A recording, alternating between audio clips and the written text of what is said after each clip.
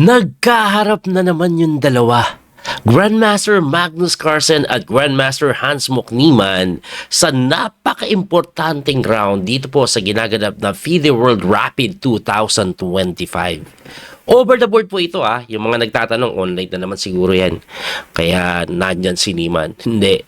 Pagkatapos po kasi ng 10 rounds, Hans-Mok Niemann is leading the tournament with Magnus Carlsen at Artemiev. Tatlo po silang 8 points. So si Magnus tinalo na ni Artemiev, so hindi na sila maglalaban. Tapos si Artemiev at Niemann nagtabla, so hindi na sila maglalaban. At ngayon ng round number 11, persado nang magharap yung Hans-Mok Niemann at Magnus Carlsen. Ang matindi, natabla po si Artemiev Kung sino po ang manalo dito, magso-solo lead with last 2 rounds remaining. Very important yung laban. Abay, anong nangyari? Silipin na po natin, pero bago po natin silipin, mamaya pala yung kay Wesley, so sisilipin din natin Pero unahin natin to kasi very important match. Nag-E4 po si Magnus. E5 naman si Niemann. Knight F3, Knight C6, Bishop to C4, Italian, Knight F6, nag-D3, Bishop C5. Ayan, Gyuko pianissimo na napaka-normal na ginagamit. Ang natala nga pong laro, sobrang dami. Merong halos 14,000 games ang naitala.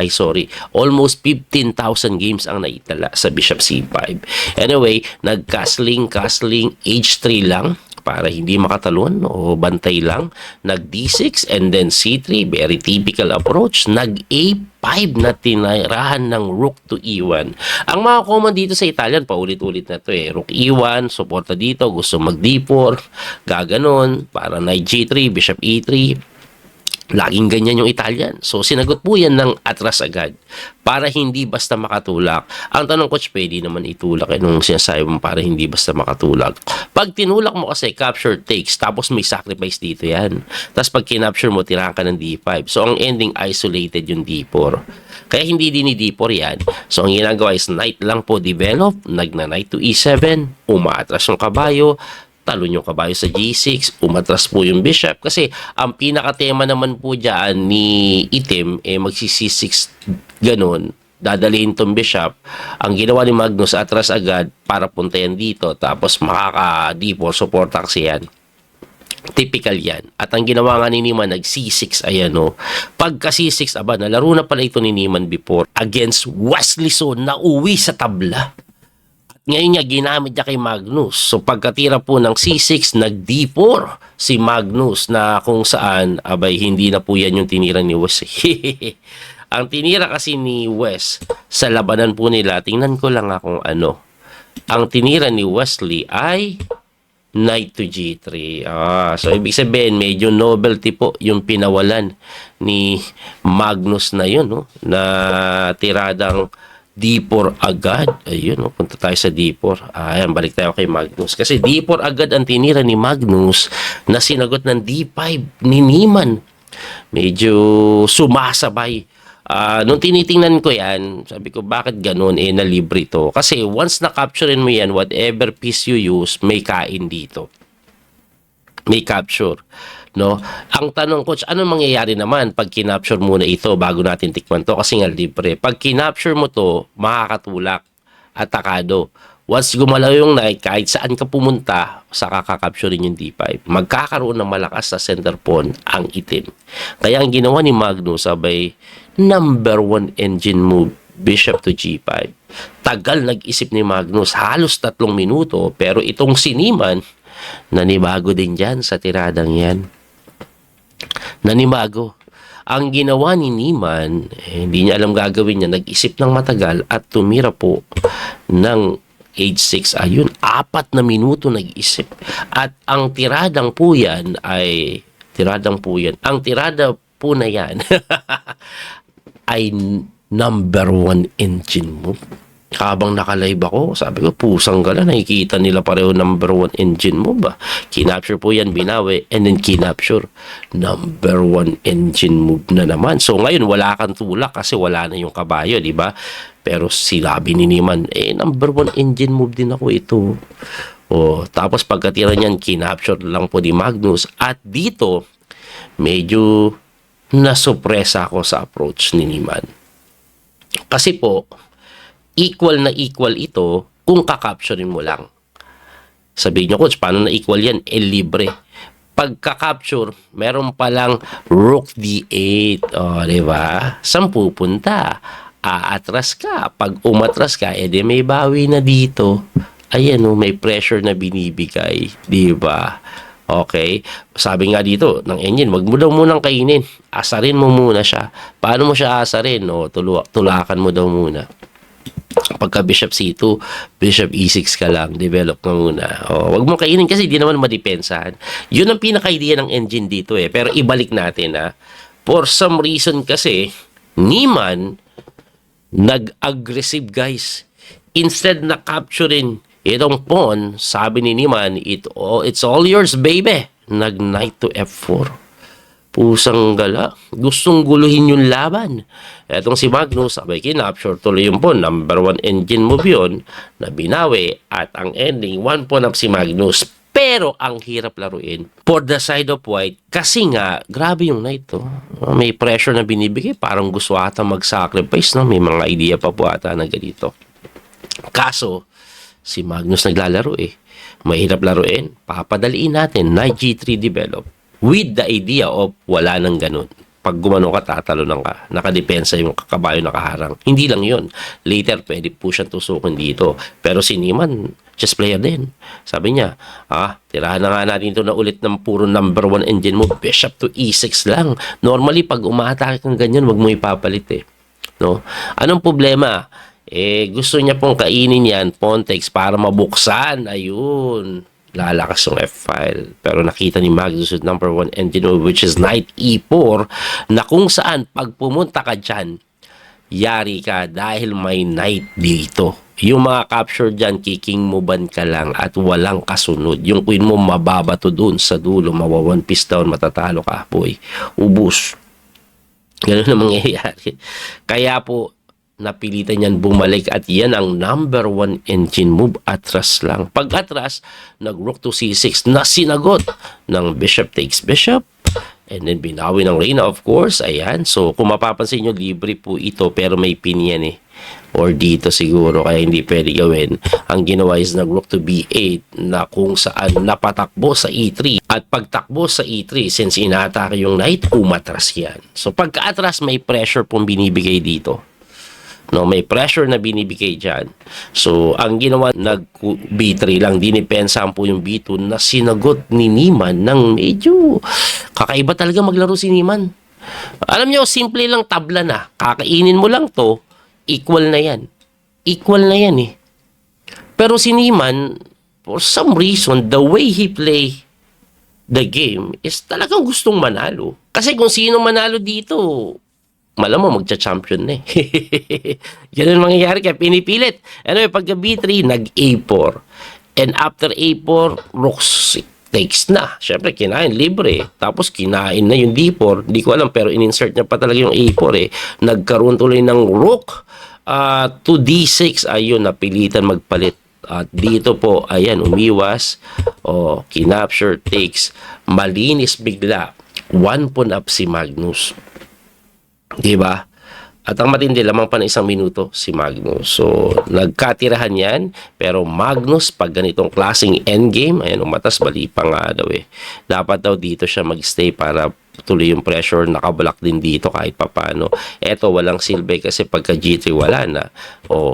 Binara, napilitan ipalit to. Okay, malinis 1 pawn up. Si Magnus, pag ganitong endgame, Magnus na yan. Dumipensa. Ang habol na lang ng itim dito, tabla, pero wala. Alam ni Magnus ginagawa niya, lalo na yung endgame na to. Hindi ka nakarook behind, boy. Wala. Tapos, lalapit lang yung king. At ayun ang nangyari. Ang kaganda kasi itong tore, nakatupan yung king eh. So, dadahan-dahanin yan. Walang tulong yung king eh. Ayan walang tulong yung hari. Dadahan-dahanin. Segundo-segundo. At Magnus, wala na, nag-resign na. Ayan Bakit po nag-resign yan? Ang mga susunod po kasi na tira, let's say, hindi ka gagalaw. Pag sumay ka kasi dito yan eh. Tapos harangan ka. Let's say, lumapit ka lang dito, di ka gagalaw, di ba? Rook C4 na gagawin. Hindi ka na makacheck. pwede na bumalik sa spawn mode. Ang maganda, hindi na kasi makaka-capture dito eh. Di ba? At dahil doon, Magnus nanalo. At pagka panalo ni Magnus dyan, abay, nakalaban niya yung batang GM na si Yagiskan Egdormus, 14 years old lang pala to. Tinalo niya din sa endgame. So, dinahan-dahan lang ni Magnus yan. Eventually, nag-1 po na endgame lang. Equal yan eh. Nag-endgame, slightly better si Magnus. Nag-1 po na, and then nag-2 points up, and then, ayan, nag-resign. Lahat ng laro ni Magnus, puro endgame, dahan-dahan. Kahit equal, napapanalo. Ganun ang nangyayari. Talagang typical Magnus, binibasic lang sila sa endgame. Pero alam nyo ba, sa torneyong ito, bumilib ako ng sobra kay Niemann. Wala akong masabi kay Niemann. Eto po, no? So, laro niya kay Magnus, parang ayaw ng tabla, nagpipilit. Ganon din po sa mga sumunod na laban. Ito kay Shakir Mamedyarov. So, ayan po ang nangyari sa laban nila. Tamang palit-palit. Pero endgame na to, oh. Endgame na to, pinilit niya talaga yan. Pinilit talaga. Ayan, oh. Pinilit, oh. Yung tabla, yung kalaban gusto ng tabla, pero siya pinilit niya. Bimilib ako dito kasi eto, tingnan nyo po, gustong trapin. Eto, threat niyan. Kaya nag-rock dyan. Gumanon lang. So, babagsak to. May atake dito. Nagtalon. Capture. Kumapture. Take. So, nag-1 po na. Pero, equal pa rin yan according sa engine. Tapos, 2 minutes, 1 minute. Okay? Gumanyan. Ganon. Ang hirap kasi yan eh. Dahil lakas ng pabayo eh. No? Nag-king move. Blunder. Oh, umatras. Di nakita. Ang tamang tira is this. Tapos, pagkagalaw doon. Ang nakakatakot lang kasi yung check, di ba? Pag umatras na ulit yung kabayo later on, may toring pasok dito. Baka makapasok yung tore. Kaya hindi ginawa ni Niemann. Ginanito. Hinamon yung tore. Ayan. So, 1 pawn up pa rin. At kahit 1 pawn up, ang hirap manalo. Ayan. Okay, check. Walang time eh. Ayan, oh. Eto, equal na po ito eh. Gumanon. Gumanon. Gumanon. Inaatake yung pawn. Lumapit. Chumek. Binigay yung pawn. Talagang pinilit. Pinilit. 11 seconds yan. 1 minute yung kalaban ha. Ibig sabihin, nung tinira ni Niemann yung king move, 1 segundo siya dyan. Walang oras, pero yung tira niya, pamilit pa. Ayan, oh. Pamilit talaga. Oh, oh, oh, oh. Ayan, nagiging lang ng time kaya nagre-repetition. Pero talagang pinilit pa rin. 22 seconds.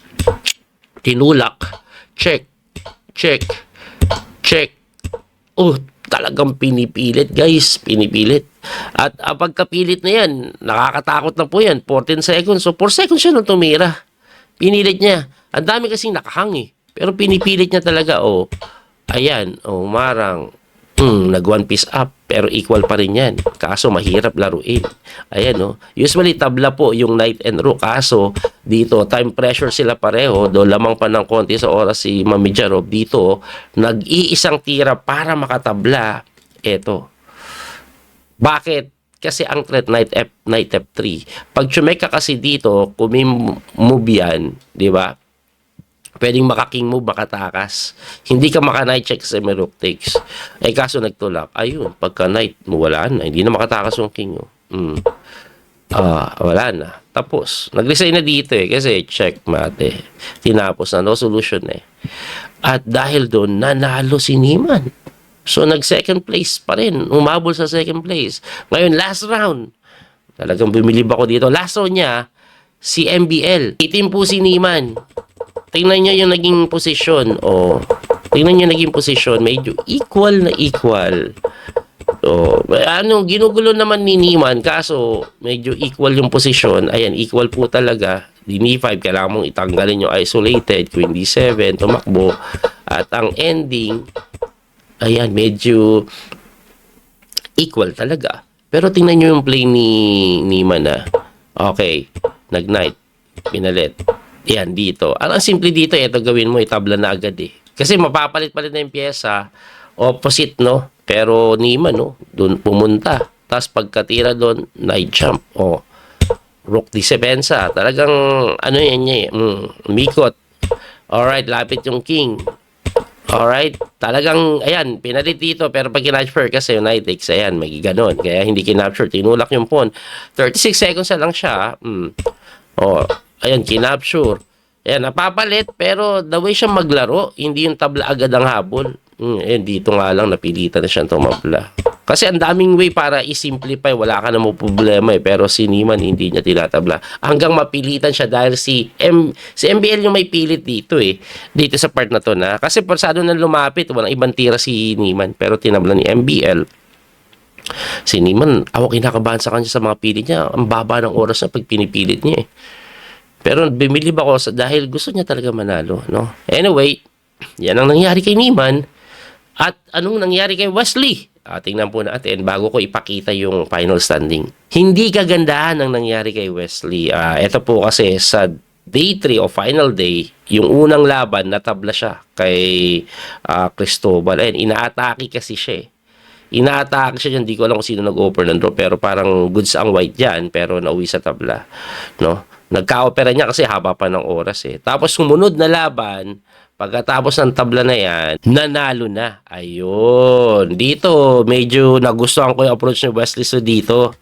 Kasi kalaban niya si Ray Robson, yung teammate niya. Pero pinilit niya manalo. Ayan yung G3 approach. Kasi pampilit yan Pampilit yan. Ayan Pangpilit yan Para hindi matabla, kailangan gawin mong hindi symmetrical yung position. Okay, may iwas din siya sa pressure na lang E5. So dito po, lumamang si Wesley So dito. Pero ang nakakabilib dito kay Ray Robson, lahat ng tiro niya, number 1 engine move, kahit wala ng oras. Busag at 14 seconds, 3 minutes. Ayan tama tinira ni West. King move. Ayun, umatras, medyo blunder. Ang hirap kasi makita ng tamang tira dito Pag ganitong wala ng oras, kailangan mo, you don't need to take this risk Pero ang tamang tira daw is capture. Na nakakapagtaka kasi kakainin lang, di ba? Sa kaka-bishop takes c6. One piece up. Ngayon, pwede dito, di ba? Pag dyan naman, libre ito. Hindi nakita ni West. Hindi nakita ni West is yun. So, masyado niya sinimplihan. Matras lang. Kaya, kaso, grabe. Lahat yan, number 1 engine move yung tinira ni Ray Robson Ayan dito lang nagkamali. Pagka-capture, naubusan ng oras, hindi nakatira, na late ng takes. Naubusan ng oras si Ray Robson, nanalo sa time si Wesley. At ang malungkot, sabi ko, eto na! Nanalo si Wesley. Malaki yung chance kasi pag nanalo siya next round, kalaban niya si Magnus last round. Kaso, ang nakatapat niya, walang iba kundi si MBL. Pusag lang, si Contrapelo. Sinusuki siya niyan Itim pa siya. Pusa, malas talaga. Anyway, anong nangyari? Baka tanggalin na yung sumpa. Ayan ang nangyari. Berlin. Berlin na nauwi lang sa tabla. Nalaro na pala nila ito before na nauwi sa tabla yung laban. Ayan. May novelty lang ng konti dito si MBL. Mabilis siyang tumira Dati kasi ang ginawa ni MBL, King F1. Pinakain lang to kasi may ganon. Nauwi sa tabla yon. Pero, yun pong si MBL, nagbago, nag-B3 ngayon. So, pagka B3, gumanon lang. Wala, nagtabla na. Opposite. Opposite? Walang pag-asa magkapisakan Equal na equal yung position. So, nagtabla na. Ano nangyari last round? Kalaban niya si Artemiev na gusto lang ng tabla. Ayan, ginugulo ni Wesley. Magulo yung laban medyo ginugulo ni Wesley. Umatake sa queen side. Kaso, yung kalaban mo, ayan, nalaro na pala ito ni West before Nalaro na ito ni Wesley. Eto hanggang dito, nalaro to ni Wesley. So, may laro si Wesley So dito, maraming beses niya ata nalaro ito, hindi lang isa tama, nakalaban niya si Magnus, si Ali Reza. Tinalo niya pa si Magnus. Tinalo niya si Magnus dito ni Wesley. Eto, ayan tinalo ni Wesley si Magnus dyan. Ayan Ayan yung nangyari sa laro. Tinalo ni Wesley si Magnus, pero hindi na natin papasukin pa masyado yan. So pagka D5, nag-bishop E3 nga si Wesley, pero si Artemiev is nag-D4. At pagka D4, ayan, kinapture na yan. So ganyan po ang nangyari kay Artemiev at kay Wesley. Kinapture ni Wesley, kala mo, 1 pawn up, kinapture yung pawn, kinain, and then, ayun grabe yung queen D8. Like for example, mag-B4 ka, kulong ka Walang mangyayari. Kaya nga po, naggano na lang yan at ang ending, ayun, babagsak din yung pawn. Tabla. Wala na yan. Nagtabla na po sila dito. So, yun ang nangyari kay Wesley So. So, ang final standing, ito po. Tingnan nyo po yung naging final standing. Nakahabol pa nga si Arjun Erigaisi. Si Magnus ay champion with 10.5. Pumangalawa si Vladislav Arjun Erigaisi. Pang-apat lang si Hans Mok pero type for second siya. Kaya gustong-gusto niya manalo eh. Para podium finish sana. Kaso wala eh. Ayan o. Dominguez nga nakahabol pa eh. Tinalo niya yung bata si Egdormus. MBL 9 points at si Wesley pang-8 ang ending. Pang-8. Pasok naman sa top 10. Daniel Dubob nakahabol. Ang lupit ng last game yan. Gawa natin ng video yun. Anyway, yan po yung naging kabuuan. Sila Fabi Gukesh nandiyan sa baba. So, not bad for Wesley. Pero sayang. Sayang, hindi nakahabol. Galing talaga ni Magnus. Congratulations, Magnus. Wala namang bago dun. Anyway, abangan nyo po mamaya yung live streaming natin. Kasi Blitz event na. Ito yung pinaka-exciting na part eh. Pabilisan, masarap panoorin. Muli din po yung Coach P, the Master Daniel Causo. Salamat po sa inyong suporta. Don't forget to like and share, follow and subscribe. Hanggang sa muling pagkikita. God bless mga kabiyahe. Bye-bye. Thank you sa support.